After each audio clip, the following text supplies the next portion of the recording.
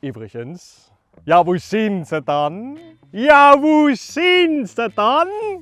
Die ganze Heidelberger? Hm? Ja, die fehlen schon, ehrlich gesagt.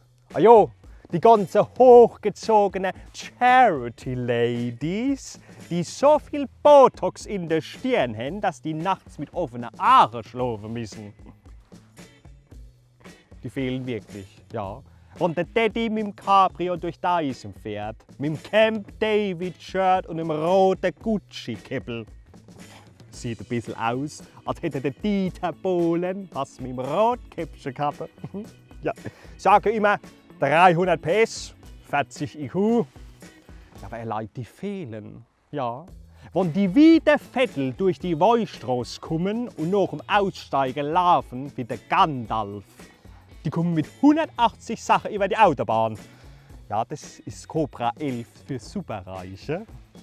Ja, und dann die Alten nebendran mit offenen Haaren. Allein wenn die aussteigt, stehen die Haare komplett nach hinten. Sieht ein bisschen aus wie die Kim Wilde in den 80er. Und dann die Sonnenbrille. Die Sonnenbrille von Gucci. Und so groß. Als ich das erste Mal gesehen habe, habe ich gedacht, ach Gott, die liefern Solaranlage aus. Übrigens, warum läuft ein Heidelberger wie ein Neandertaler? Ja, weil die Rolex rechts und links zu schwer ist, gell? Ja, oder, wie nennt man Heidelberger dann Mercedes-Pferd? Arme Kirchenmaus! Gut, Spaß beiseite. Ich war mal beim Heidelberger zu Besuch, habe das Wein ausgeliefert, laufe in das Haus neu und denke, ach Gott, allein ist das eine große Wohnung? Sagt er, ja, das ist der Flur. Das Wohnzimmer.